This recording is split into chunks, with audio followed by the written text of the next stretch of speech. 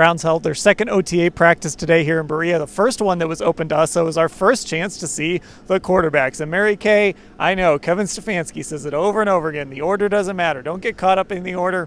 Let's get caught up in the order a little bit. It was Kenny Pickett and Joe Flacco, kind of varying. Kenny Pickett was going first during some individuals, Joe first during team drills.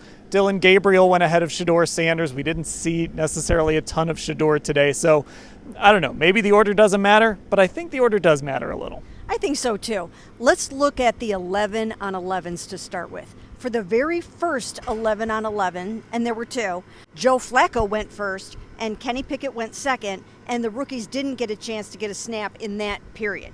Then they did a second 11 on 11, and Kenny Pickett went first in that one. Dylan Gabriel went second, and Shedeur Sanders was kind of left out of getting any of the 11 on 11s. But of course, as Kevin Stefanski said, don't read into it because each day it's different. But you have to read a little bit into it because it's what we thought it was going to be, that it really is kind of going Kenny Pickett, Dylan Gabriel, Joe Flacco, Shedeur Sanders, for the most part, when they are in the key team drills. But they're going to mix it up just enough to try to confuse us, but that's the way it's going in the early going. Yeah, and I think that's the thing, Ashley. Obviously, we have to always acknowledge that there's just things we don't see because we're not here for every single OTA practice. We don't get to see every single drill at all of these practices, but it does tell us something, the order of these quarterbacks, and especially when Shedeur Sanders, who obviously is the center of attention, just isn't getting as much work as the other guys because he is going fourth. Yeah, less overall work for him today. Really no work with the ones that I saw in team periods, especially with him. Like,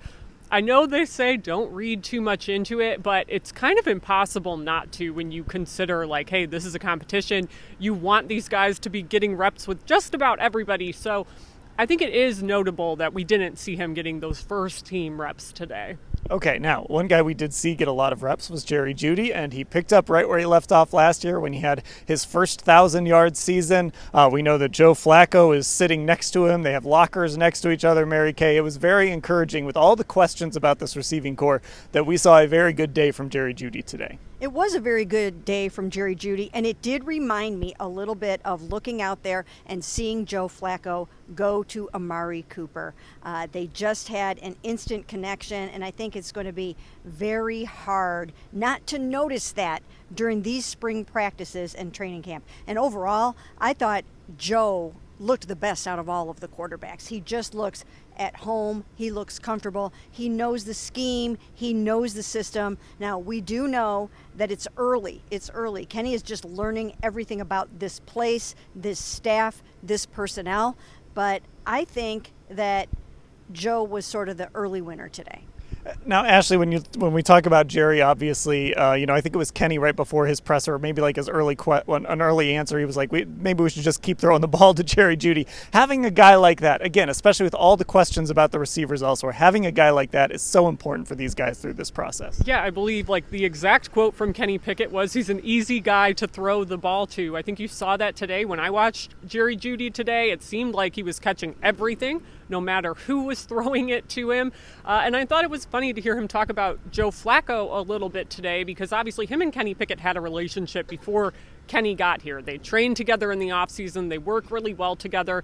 But Joe, somebody brought up the quote from Amari Cooper in 2023 where he said Joe Flacco throwing the football is like watching poetry in motion. And Jerry cut the question up and was like, yeah, I know exactly what that means now. It was this very immediate understanding when he heard that phrase. So I thought it was interesting. And he talked about all four of those quarterbacks and how hard he thinks everybody's working. So it was interesting to get a receiver perspective on that today. Now, of course, at OTAs, one of the stories is the guys who are not here. And there were two guys that stood out. One of them, not a surprise because he normally doesn't show up. That's Myles Garrett. He posted on his Instagram that he is in Tokyo, so he obviously is not in Berea at the moment. Diontae Johnson was also not here. Now, again, with the caveat that we don't know when these guys are here all the time. We don't know why they might not be here, Mary Kay. It was a little surprising to see that Diontae Johnson was not here. It was surprising, and we don't know if he has some reason, if he has a good excuse, or if he just decided not to show up. If he just decided not to show up, that's not a good decision for him, because even though it's voluntary, and we all know that, he needs to be here. This is his last chance to prove that he belongs in the NFL and that he can do every single thing that a team needs him to do. I've been writing this and saying this for a very long time about him. So if he doesn't have a good excuse for not being here, he needs to get here as soon as he can to show this team that he means business. Yeah, I mean, Ashley, obviously Kevin reiterates over and over again, it is a voluntary program, but we know that for a lot of guys, it's not really a voluntary program. If you want to make this team, man, it really helps you to be here. So again, not knowing why Deontay's not here, but if there's not a good reason for it, you hope he gets here and you hope he can kind of show why this team is rolling the dice on him. Yeah, and I think, number one, for his own sake and where he's at in his career, right, and he was bouncing around between 3 different teams last year. As Mary Kay's written and said, this is kind of like the last-ditch effort to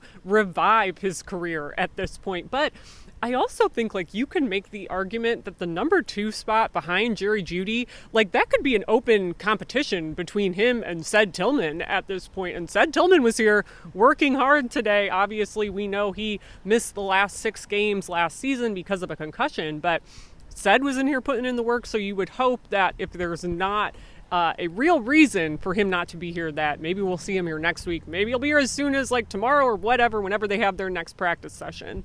Okay, that'll do it for our first OTA practice. We've got one more for sure that we get to watch next week. Then it's mandatory minicamp. Then it's another OTA week after that. We'll cover everything that we see, hear, all of it at cleveland.com/Browns.